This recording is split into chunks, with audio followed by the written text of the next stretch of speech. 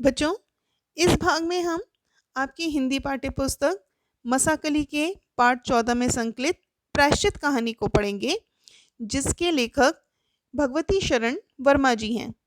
बच्चों, ये कहानी बहुत ही रोचक है। चलो इसे पढ़ना प्रारंभ करते हैं। पढ़ने से पहले इसके मुख्य पात्रों को जान लेते हैं। इसके मुख्य पात्र हैं कबरी बिल्ली और रामू की बहू, जो प्रथम बार 2 महीने हुए प्रथम बार पहली बार ससुराल आई थी। पति की प्यारी और सास की दुलारी वो 14 वर्ष की बालिका थी। बेचारी 14 वर्ष की बालिका थी, तो इसलिए कारण से उसका कभी भंडार घर खुला रह जाता था और कभी भंडार घर में बैठे बैठे वो सो जाती थी। और जो कबरी बिल्ली थी वो मौका देखकर घी दूध सब चट कर जाती थी।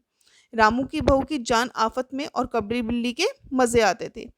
रामू की बहू हांडी में घी रखते रखते अगर उसकी आंख लग जाती, तो वो सारा जब बचा हुआ घी कबरी बिल्ली खा के पेट में चला जाता। रामू की बहू दूध ढककर अगर मिसरानी को कोई सामान देने जाती, तो दूध नदारद हो जाता था, मतलब गायब हो जाता था, मतलब जो कबरी बिल्ली थी वो सारा पी जाती थी। कबरी बिल्ली रामू की बहू के पीछे इस तरह से पड़ गई थी कि बेचारी बहू का कुछ खाना पीना भी दुश्वार हो गया था। रामू की बहू के कमरे में खीर से भरी कटोरी पहुंची और रामू जब तक आए तब तक कटोरी साफ चटी हुई।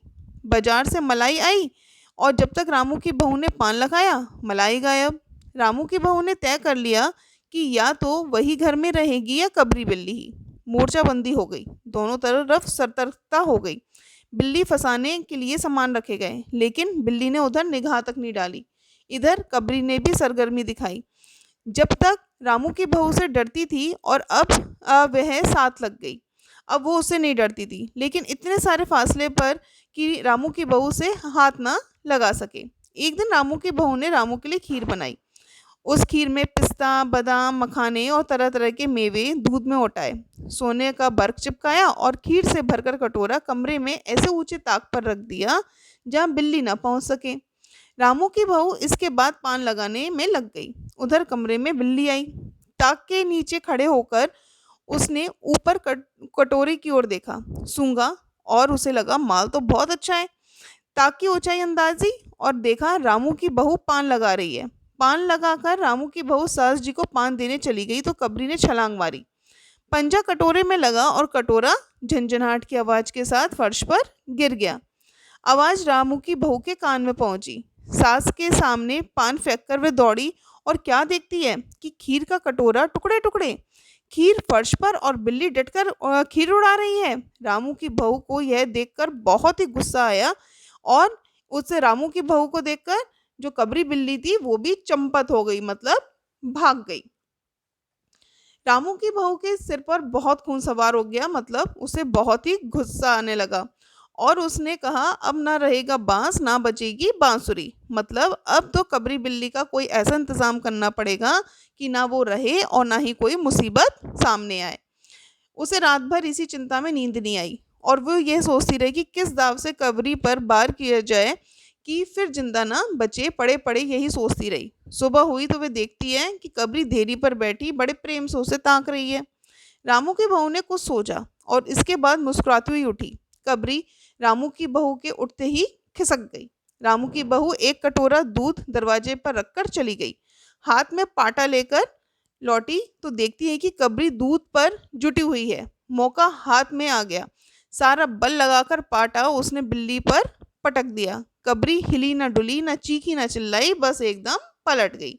आवाज जो हुई, जो पाटा उसने मारा था कबरी बिल्ली को, उससे आवाज हुई। तो उस समय जो घर में मौजूद मेहरी थी वो झाड़ू छोड़कर, मिसरानी रसोई छोड़कर और सास पूजा छोड़कर घटनास्थल पर उपस्थित हो गई। अब रामू की बहू सिर झुकाए हुए अपराधन की भांति बातें सुनी जा रही थी। मेहरी बोली, भौजी, भौजी मतलब भाभी, बिल्ली की हत्या और आदमी की हत्या बराबर है, हम तो रसोई ना बनाएंगी जब तक हत्या बहू के सिर से नहीं पे रहेगी। सास बोली, हाँ ठीक तो कहती हैं, जब तक बहू के सिर से हत्या ना उतर जाए तब तक कोई पानी पी के ऐसे सकता है ना खाना खा सकता है। बहू ये क्या कर डाला। मैरी ने कहा, फिर क्या हो, कहो तो पंडित जी को बुला लो। सास की जान में जान आई, अरे हाँ जल्दी दौड़कर पंडित जी को बुला ला। बिल्ली की हत्या की खबर बहुत ही जल्दी पास पड़ोस में फैल गई और पास पड़ोस की जितनी भी औरतें थी वो रामू के घर पर आने लगी और वहां पर उनका तांता बंध गया। चारों तरफ से प्रश्नों की बौछार होने लगी और बेचारी जो रामू की बहू थी वो सिर झुकाए बैठी रही। पंडित परमसुख, जो पंडित जी थे उनका नाम क्या था, पंडित परमसुख को जब ये खबर मिली तो वो उस समय पूजा कर रहे थे। और जो ये पंडित परमसुख थे वो चौबे छोटे से मोटे से आदमी थे, लंबाई 4 फीट 10 इंच और तोंद का घेरा 58 इंच, गोल मटोल, बड़ी बड़ी मूछें, रंगोरा गोखुरी, चोटी कमर तक पहुंची हुई थी। जब उन्हें ये खबर मिली तो बड़े मुस्कुराते हुए पंडिताइन से बोले, भोजन ना बनाना, लाला घासीराम की पतोहू ने बिल्ली मार डाली है, प्रायश्चित होगा, पकवानों का पर हाथ लगेगा।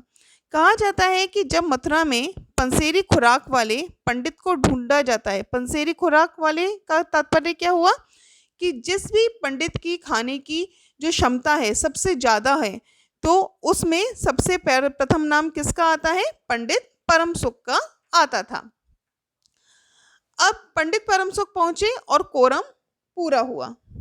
पंचायत बैठी, सास जी, मिश्रानी जी, किस्नू की माँ, झुन्नू की दादी, पंडित परमसुख। किस्नू की माँ और झुन्नू की दादी कौन थी, उनकी पड़ोसिन। बाकी स्त्रियां बहू से सहानुभूति प्रकट कर रही थी।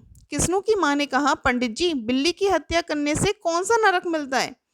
पंडित परमसुख ने पत्रा देखा और कहा, बिल्ली की हत्या अकेले से तो नरक का नाम नहीं बताया जा सकता, वह मुहूर्त भी मालूम हो जब बिल्ली की हत्या हुई तो नरक का पता चल सकता है।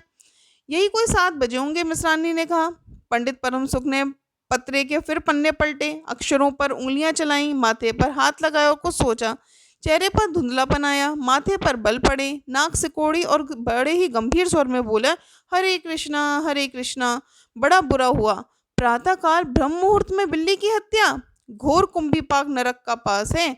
रामू की माँ, यह तो बहुत ही बुरा हुआ। रामू की माँ की आंखों में आंसू आ गए। तो फिर पंडित जी अब क्या होगा, आप ही बताएं। पंडित परमसुख मुस्कुराए, रामू की माँ, चिंता की कौन सी बात है, हम पुरोहित फिर कौन से दिन काम आएंगे। शास्त्रों में प्रायश्चित का विधान है, सो प्रायश्चित से सब कुछ ठीक हो जाएगा। यहाँ पर जितना भी हमारा धर्म है, हर चीज का प्रायश्चित का निवारण बहुत आसानी से दिखा देता है। रामू की माँ ने कहा, पंडित जी, इसलिए तो आपको बुलाया है, अब आगे बताओ क्या किया जाए।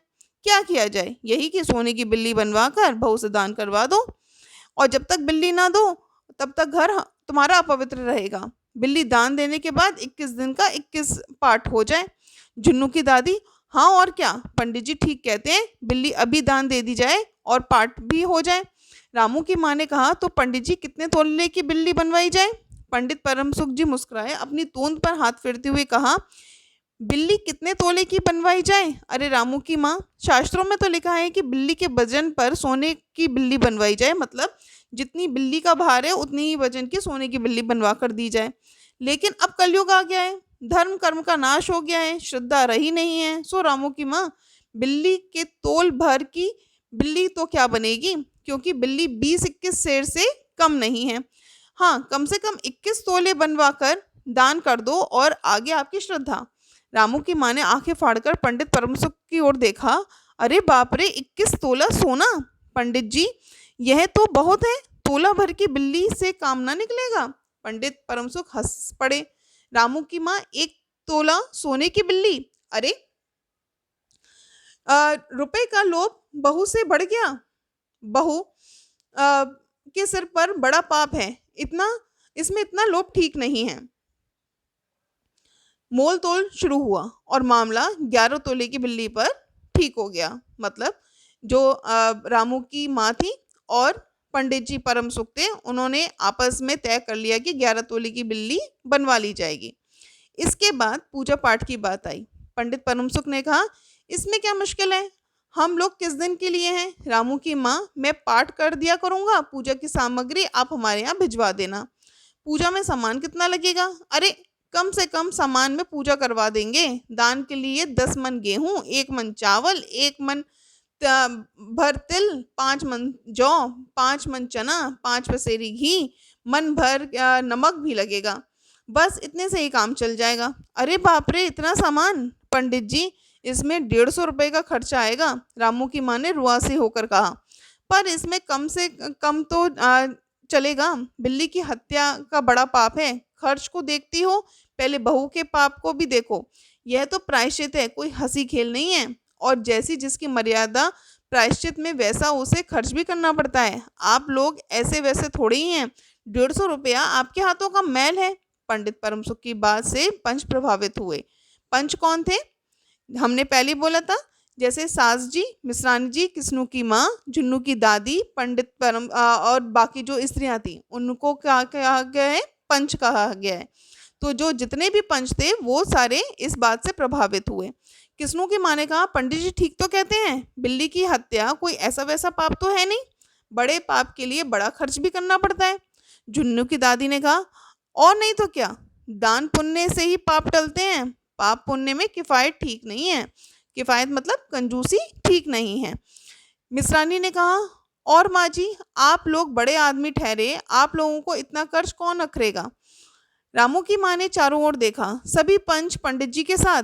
पंडित जी मुस्कुरा रहे थे। उन्होंने कहा, रामू की माँ, एक तरफ तो बहू के लिए कुंभी पाक न रखे और दूसरी तरफ तुम्हारे जिम में थोड़ा सा खर्च, सो उससे मुंह न मोड़ो। फिर जरा कुछ बिगड़कर बोले, रामू की माँ, यह तो खुशी की बात है, अगर तुम्हें यह अखरता है तो ना करो, मैं चला। इतना कहकर पंडित जी ने पोथी पत्रा बटोरा। अरे पंडित जी, रामू की माँ को कुछ नहीं अखरता, बेचारी को कितना दुख है, बिगाड़ो नहीं। मिश्रानी, झुन्नू की दादी और किस्नू की माँ ने एक स्वर में कहा कि अचानक से जो पंडित जी थे वो उनको डर दिखाते हुए चल दिए कि ठीक है, अगर तुम नहीं करना चाहते हो, इतना नहीं देना चाहते हो, तो मैं तो जा रहा हूँ और किसी से करवा लेना। तो सारी के सारे जितने पंच थे वो डर गए कि अरे पंडित जी चले जाएंगे तो ये प्रायश्चित कैसे होगा। रामू की माँ ने पंडित जी के पैर पकड़े और पंडित जी से जमकर आसन लगा लिया। जमकर आसन लगा, वो दोबारा से बैठ गए। और क्या, 21 दिन के पाठ के लिए 21 रुपए और 21 दिन तक दोनों वक्त 5-5 ब्राह्मणों को भी भोजन करवाना पड़ेगा। कुछ रुककर पंडित जी परमसुख ने कहा, इसकी चिंता मत करो, मैं अकेले दोनों समय भोजन कर लूंगा और मेरे अकेले से 5 ब्राह्मणों के भोजन का फल भी मिल जाएगा। क्योंकि जैसे हमने आप लोगों को पहले भी बोला था कि जब मथुरा में पंसेरी खुराक वाले पंडित की बात करी जाती थी तो किसको ढूंढा जाता था? पंडित परमसुख को। और वो खाने में बहुत ही पक्के थे, तो उन्होंने कहा कि दोनों टाइम मैं ही खा लिया करूंगा 5 पंडितों के बराबर का, इसके लिए आप चिंता मत करो और किसी ब्राह्मण को मत ढूंढना, सारा काम मैं ही कर लूंगा। यह तो पंडित जी ठीक कहते हैं, पंडित जी को तोन तो देखो। मिश्रानी ने मुस्कुराते हुए पंडित जी पर हंसते हुए कहा, अच्छा तो अब प्रायश्चित का प्रबंध करवाओ। रामू की माँ, 11 तोला सोना निकालो, मैं उसकी बिल्ली बनवा लाऊं। 2 घंटे में बनवा कर लौटूंगा, तब तक पूजा का सब प्रबंध कर रखो। और देखो, पूजा के लिए पंडित जी की बात समाप्त भी ना हुई थी कि मैरी हाफती हुई कमरे में घुसी। सब लोग चौंक उठे। रामू की माँ ने घबराकर कहा, अरे क्या हुआ री? मैरी ने लड़खड़ाते हुए स्वर में कहा, माँ जी, बिल्ली तो उठकर भाग गई। अब बताओ, बिल्ली तो उठकर भाग गई, बेचारे जो पंडित परमसुख ने जो सपने बुन रखे थे वो सारे धूल में मिल गए। ये बहुत ही रोचक कहानी है बच्चों, इसे ध्यान से पढ़ो और साथ में इसे पुनः पढ़िए और समझिए।